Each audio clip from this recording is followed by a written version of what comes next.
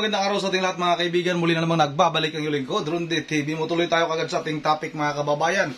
Sa parating na barangay and SK election mga kababayan, nakahanda na ang probinsya ng Negros Oriental mga kababayan. Naka-alerto yung ating mga kapulisan dyan sa Negros Oriental dahil nga sa sinasabi mga kababayan na patuloy pa rin kumikilos itong mga private army ni dating Congressman Arnie Teves mga kababayan. Sa 32 na private army nitong si Arnie Teves mga kababayan ay mayroon pang 11 na natitira mga kababayan. 32 kung hindi ako nagkakamali.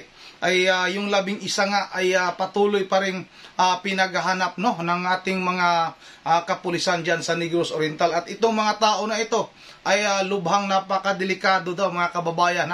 Ito daw yung laging nang gugulo sa mga ginagawang eleksyon dyan sa Negros Oriental nga mga kababayan.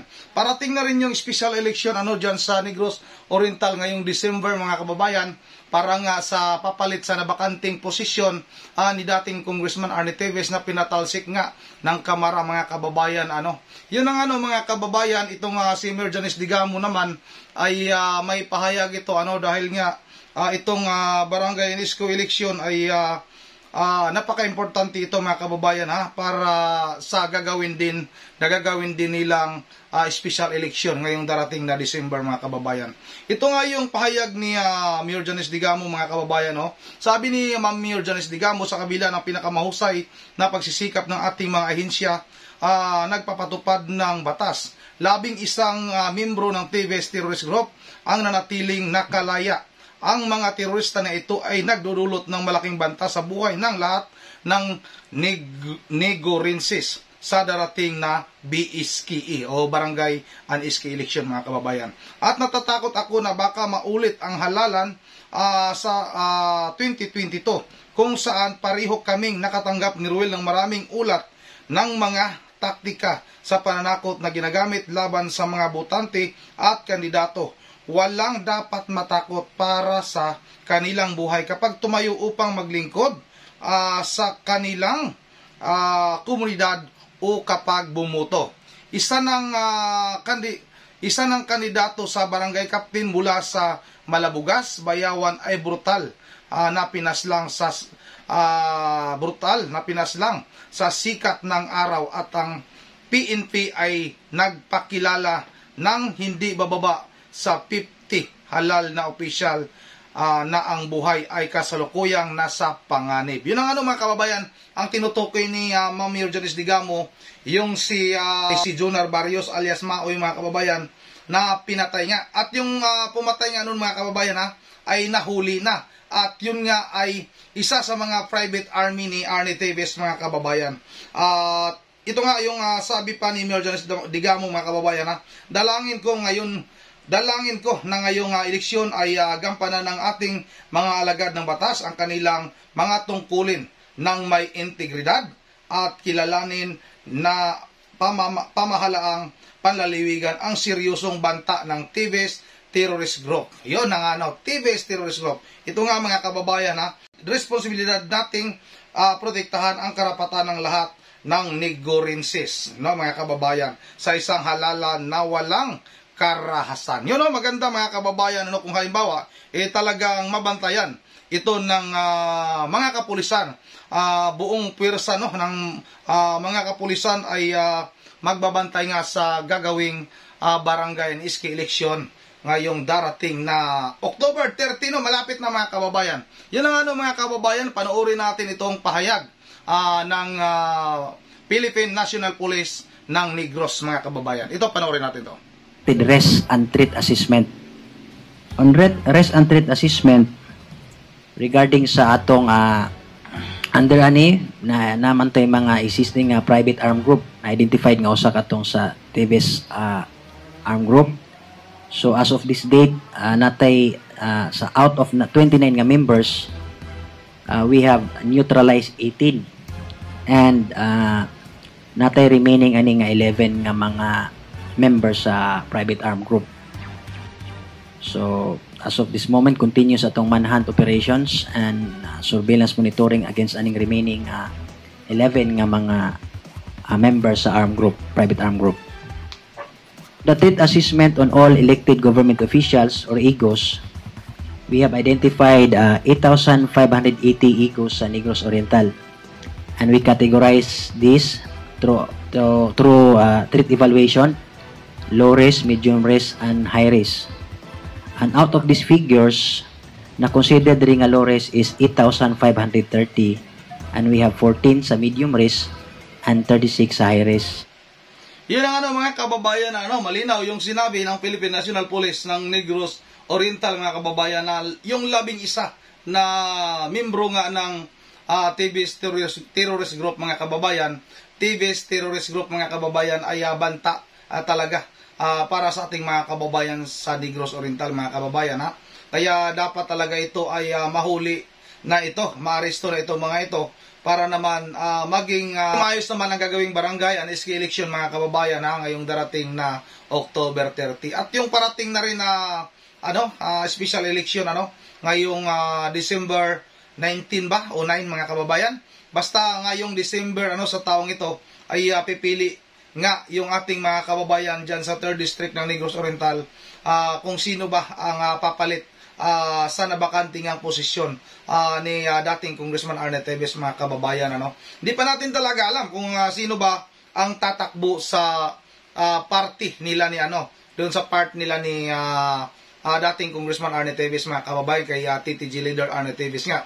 Hindi pa natin alam, wala pa silang parang hindi pa sila nag-ingay mga kababayan. Pero dito sa kampo naman nila Mayor Jan Estigamo, mga kababayan, alam na natin kung sino yung tatakbo nga. Sino ba talaga yung ini-endorso ng Digamo partido, mga kababayan, at sa nasyonal. Mayroon na tayong alam mamaya-maya ay ating gagawa ng reaction video, mga kababayan, kung sino ba talaga ang napupuso para tumakbo, mga kababayan, sa 3rd District bilang kinatawan nga, mga kababayan, kapalit ni Arne Teves. Yun ang mga kababayan, magandang balita din ito dahil tinututukan na ng ating mga kapulisan dyan sa Negros Oriental para naman mahuli ito o maaresto itong natitira pang mga teroristang ito, mga kababayan. Si Arne Teves, wala pa tayong balita sa ngayon.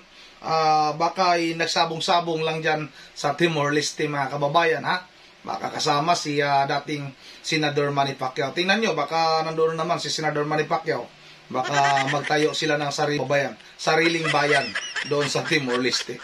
Yun ang mga kababayan, hanggang dito na lang muna at bago tayo magtatapos ay mag-shoutout muna tayo. Shoutout tayo kay sino ba ito? Titingnan natin, mga kababayan. Shoutout kay Emiliano Reyes sa karumal-dumal na gawa ni Takaw Aguila. Dapat sa Bilibid siya mapunta. Yun, tama talaga. Nilo Montemayor, shoutout, idol, dapat buwagin agad ang kulto na yan kasi pugad ng kasamaan. At tama. Kurason Bonsi, parang ang tamstak ang hitsura ni Agilang walang pakpak. Yan ang mga sabi ni Kurason Bonsi. Shoutout rin kay Domingo Espirito. Kasuhan yan. Yan, bugadong na yan. At shoutout rin kay Dumagan Jaime, isama ang abogado sa mga kulto pagkulong. Shoutout rin kay Arlene Habilo. Dyan tayo iwag ng palayain, Diyos mo. Diyos mio, gagawa ulit ng kahayupan. Kahayupan, mang-uuto na naman yan at mang-uuto naman yan, hindi mabuwag yan. Tama talaga. Kung patuloy kasi ito, halimbawa, hayaan ito, hindi ito talaga seryosuhin, hindi ito ikukulong, gagawa ito ng kalukuhan, mga kababayan. Ito si Senior Aguila. Meron talaga nagpapatakbo niyan, mga kababayan. Hindi mismong itong si Jiren sa Kilario, sabihin nilang yan yung talagang pinakamataas sa kanila. Meron pang pinakamataas dyan, mga kababayan. Shoutout na rin kay Bartolome Mancio. Pabayaan na yan. Kagustuhan yan nila. Shoutout na rin kay Maria Luisa Bregue.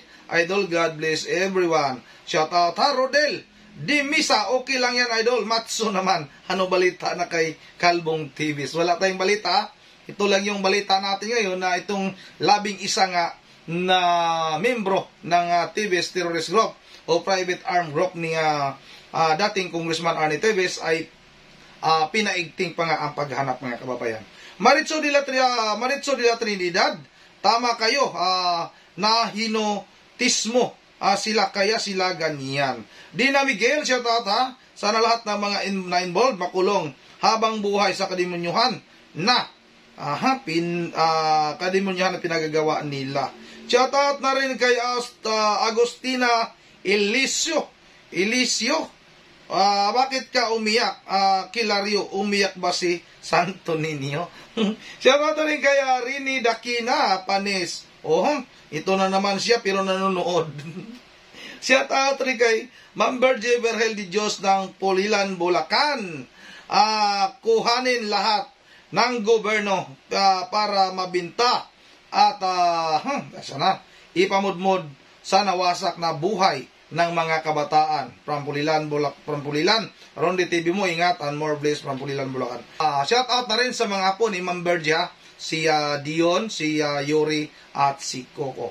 At shout out na rin kay Ma'am Joyce ng Japan, kay Los Piminda Abinohar, at kay sino ba ito? Si Norma Diso. Dream Kalumot idol salamat sa inyong panonood. Dream Kalumot ng Cebu, at kay Scout Ranger upit pato sa Iglesia ni Cristo ang malupit pato sa Iglesia ni Cristo.